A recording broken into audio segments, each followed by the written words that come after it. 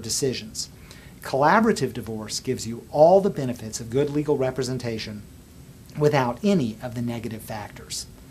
Both your lawyer and your spouse's lawyer must be trained in collaborative divorce law for the process to work.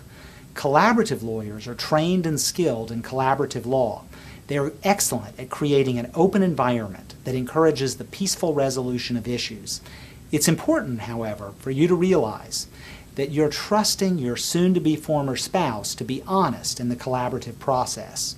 While the collaborative process will set the tone for full and honest disclosure, the attorneys really only have a limited capacity to ensure that your spouse is being honest.